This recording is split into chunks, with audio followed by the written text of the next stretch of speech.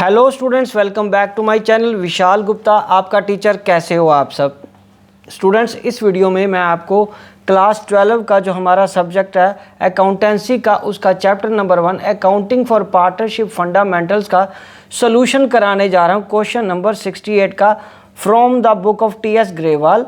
Topic है past adjustments का। ठीक है बच्चों, ये रही मेरे पास टी.एस. ग्रेवाल की लेटेस्ट एडिशन की बुक। इसमें से हम अब पढ़ेंगे क्वेश्चन नंबर 68 की स्टेटमेंट को, फिर मैं आपको क्वेश्चन कराता हूँ।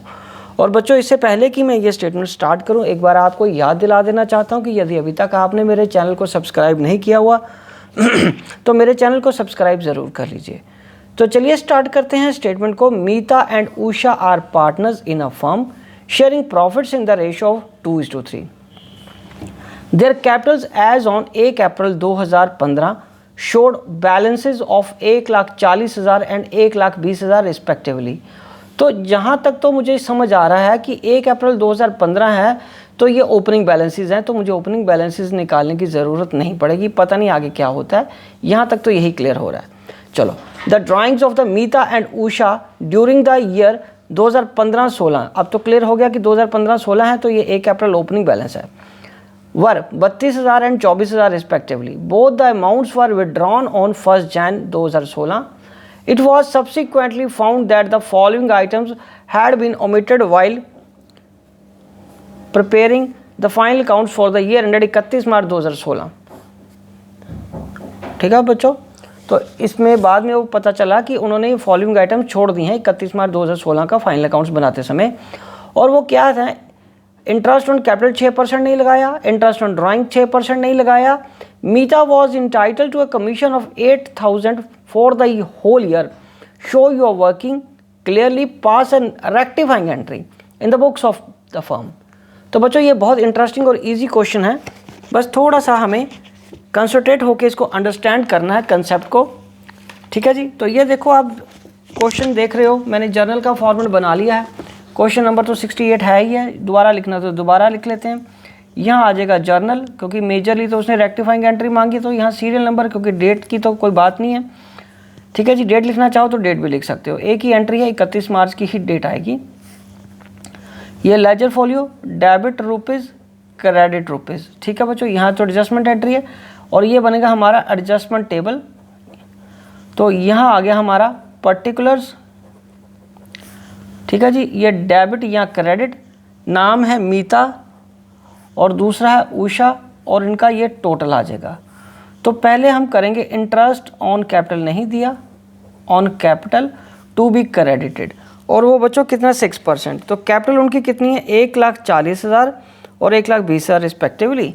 तो 1,40,000 का 6%, 14,6 are 84, तो 8,400 तो यहाँ आ जाएगा बच्चों, और यहाँ पे आ जाएगा 7,200, और ये टोटल हो जाएगा 15,600। ठीक है बच्चों, अब उसके बाद वो कह रहा है इंटरेस्ट ऑन ड्राइंग, तो नेचुरली डेबिट्स हमें अलग करने होते हैं, तो मैं यहाँ लिख रहा हूँ interest on drawings. Interest on drawings again मुझे क्या करना है? डेबिट करना है, लेकिन यहाँ पहले कैलकुलेट भी करना पड़ेगा इंटरेस्ट ऑन ड्राइंग। मीता का IOD मतलब इंटरेस्ट ऑन ड्राइंग, मीता का कैसे कैलकुलेट करना है ड्राइंग, उसका जो इंटरेस्ट ऑन 32,000 का 6%, और जनवरी को लिए ना, जनवरी पूरा, फरवरी और मार्च इनटू, क्योंकि उन्होंने कहा शो योर वर्किंग क्लियरली, तो हमें प्रॉपर तरीके से ही काम करना है। ठीक है बच्चों, ठीक है, ये इधर चला गया, ये आपका आ गया 6,2,000, ये 16 × 48 480 रुपये ये आ गया।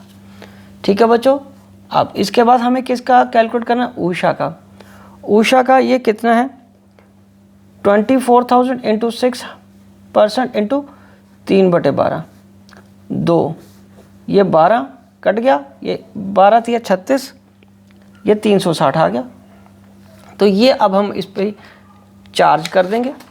ये आ जाएगा हमारा यहाँ पे ड्राइंग्स का इंटरेस्ट कितना आ जाएगा बच्चों? ये आ जाएगा 480, और ये 360, और टोटल हो गया 840। कमीशन तो क्रेडिट ही करते हैं पार्टनर्स को, क्योंकि आपको पता है ये जो एडजस्टमेंट टेबल बनता है from the view point of partners capital account से बनता है। तो अब यहाँ आएगा कमीशन। कमीशन किसको देनी है? मीता को। कितनी? क्रेडिट करनी है 8,000 की, और इसको कुछ नहीं देना कमीशन का, चलो तो ये अब मैं लाइन लगा रहा हूँ, यहाँ आएगा टोटल क्रेडिट 16,400, ये आएगा 7200, ठीक है जी।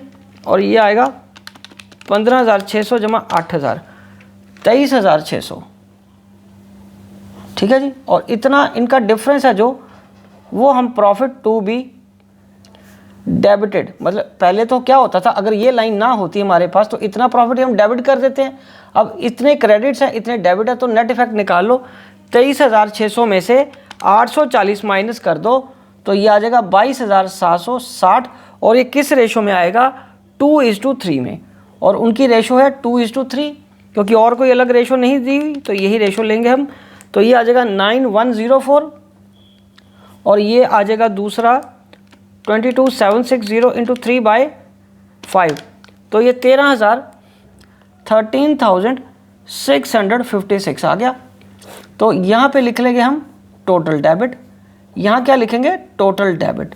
तो बच्चों अब इनका टोटल करो, 480 जमा 1904 9584 और दूसरा 360 प्लस 13 656, ये आ जाएगा 14,016 840 जमा 22 760, यहाँ पे आ जाएगा 23,600। अब ये मिल गया। अब यहाँ पे हम निकालेंगे नेट इफेक्ट।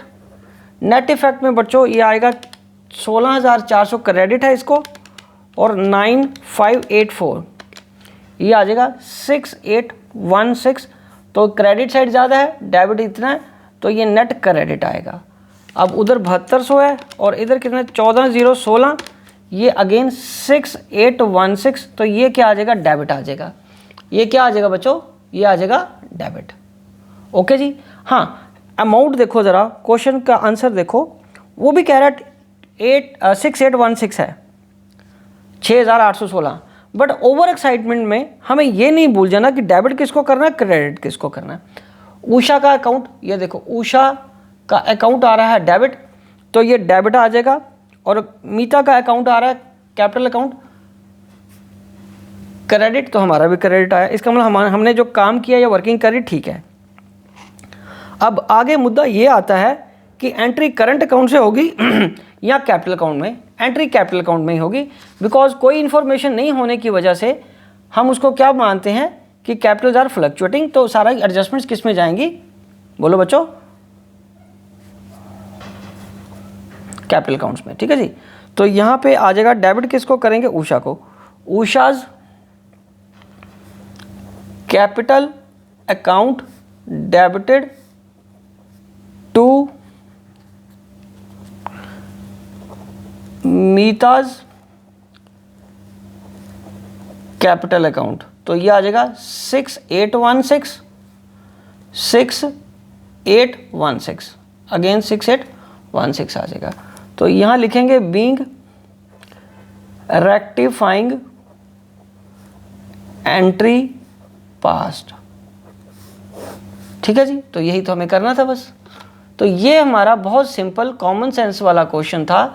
थोड़ा कूल माइंड से आप इसको दोबारा अटेम्प्ट करिए, आपका आंसर बिल्कुल ठीक आएगा, 6816, ठीक है जी। इसी के साथ मैं ये क्वेश्चन तो कंप्लीट होता है और ये वीडियो भी यही कंक्लूड करता हूँ। आई होप कि आपको अच्छे से समझ आ गया होगा। आप इसी तरह मेरे चैनल को सब्सक्राइब करके वीडियोस देखते रहिए और अपना कोर्स कंप्लीट करते रहिए। Wishing you good luck.